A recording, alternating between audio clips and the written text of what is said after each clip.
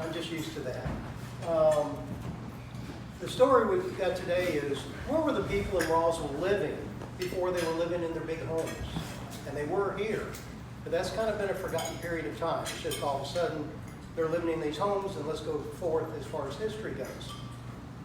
What had been given out over the years by locals as far as when Roswell King came to the area is, on its way to in the Cherokee Nation, not North Georgia, that it would become, because Roswell King was violating federal law by coming onto this land because you weren't not allowed here unless you had a passport approved by the President of the United States or approved by the Cherokee Nation to be on this land.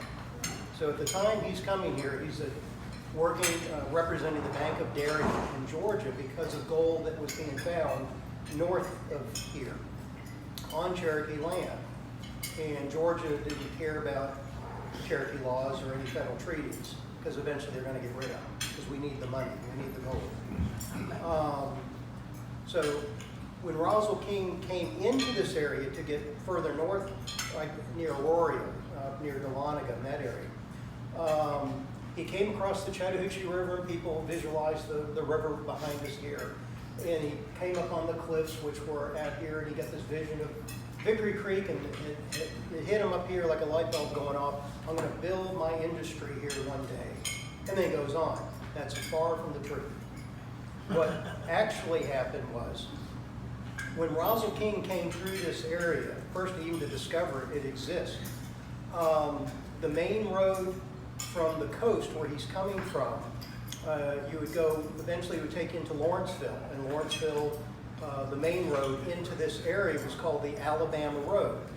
And what we call the old Alabama Road today, off Holcomb Bridge Road, was never the Alabama Road. That's a mistake.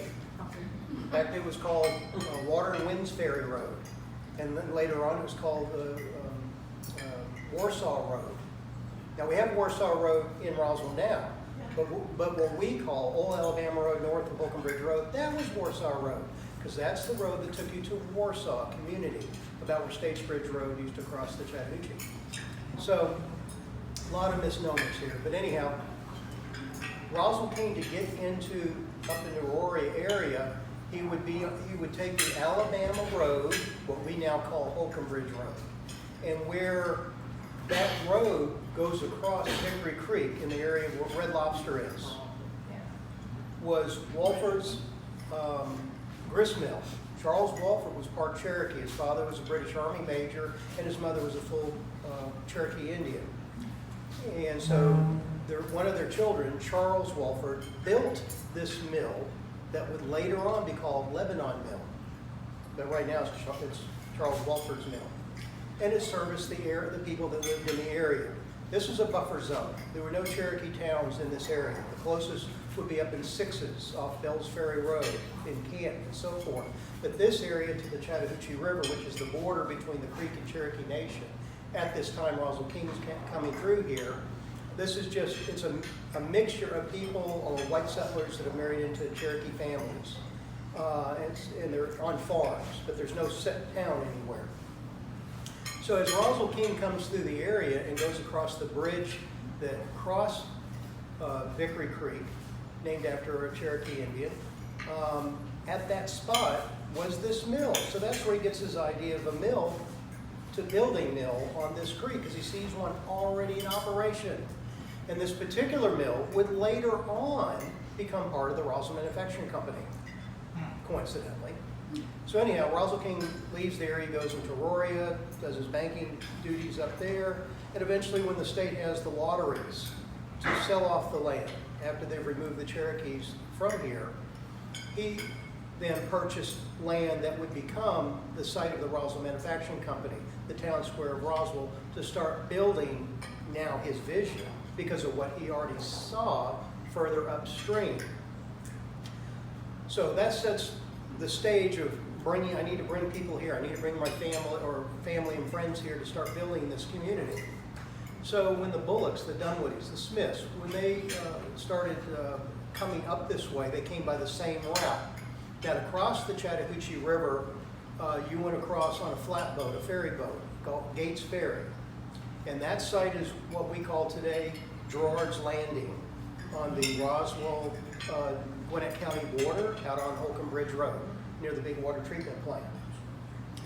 Where the city put their boat ramp, if you go to the park today, you'll see where you can put a boat in, goes down into the river, literally was built right on top of the old ferry road that you used to be able to see that slowly blended in with the Chattahoochee. And on the opposite side, there's a pumping station on the river.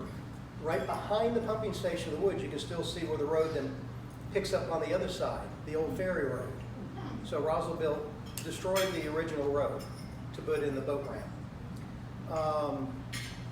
Now, when they crossed there, I like to read first-hand accounts. This is from a young girl that crossed there in the beginning. They said, another day's journey was before us, but we came to the end of the public conveyance, being the road. The next morning, the family carriages appeared with old Daddy Stevens driving one of them. This is from the Bullock family. We had to cross the river or creek, and this was done on a ferry or flatboat, on which we were driven across by ropes. So you had ropes the length of the river, and they would use that to pull themselves one way or the other at an angle because of the current, not straight back and forth. Anyhow, that's where the original founders came into Roswell, not down this area of the Chattahoochee River. There was a ferry down here operated by Brooks Ferry, but once you took it and got on this side, the road itself took you through what is now the Chattahoochee Nature Center, out Marietta Highway here, further down the next hill that you would come to. You go down behind us here and then you go back up top. That's where the High Tower Trail crossed, and then it continues in that direction towards Alabama. In fact, that's the very road that goes to the Etowah Indian Mounds in Cartersville. In other words, that road's not connected with anything in this area. You wouldn't see this place. In fact, there were no roads, there weren't even any trails to this place. So that's why you wouldn't cross here. So anyhow, they crossed up at that landing, what is now Gerard's Landing, and they took over homes that were already left behind by the Cherokee Indians. The Bullock family was living in a home, and also which had farming had been done around it, in what is now Martin's Landing off True Hedge Trace. The Dunwoodies took over Charles Walford's log cabin, and that stood about where the entrance now to the Roswell Crossing Apartments, right near where old Holcomb Bridge and Holcomb Bridge intersect today. There's an apartment complex entrance right there on the as you're heading towards Cherokee County on your right side, the north side of the road. That's where they were staying. The Smith family were staying at the Downing farm, two brothers, that was what is now Norfolk Hospital. So you see they're spread out. Now the other misnomenclature that's been given out over the years, as people arrived, they stayed with Roswell King, and that's why his house was called the Castle. That keep building on. Well, think of it, all these people with their family, you're going to keep building on to a log cabin? No. Roswell King built on, yes, to it for Barrington King, his son, and their children. That's who lived with them. Not everybody else from Roswell. No, they're spread out all over the place. It sounds good, they're all together. So, and that site of that was at the end of Mimosa Boulevard. If you leave here and go on the north side of the Magnolia Street intersection with Mimosa Boulevard, right at the other opposite end of that intersection and part of the Wells Fargo Bank parking lot right there, that's where Roswell King was staying, because he had to supervise the building of his village. He wasn't thinking city or town yet. It was called the Village of Roswell. But that way, he's looking right at the main road he's put in, which has stumps all in it, because they never took all the stumps up. They just cut them as close as they could to the road and left it that way. So it wasn't conducive to buggy traffic for a while. And one of the main popular things in town was people itching all the time, especially the women, because of the red bugs from the decaying wood. It was a common sight in Roswell of just people always itching.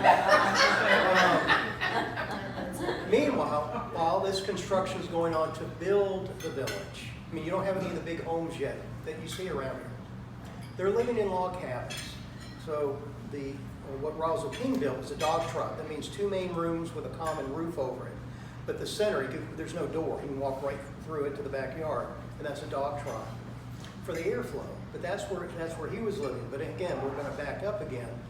The people living further out while their homes here being built, one of the things they did for entertainment was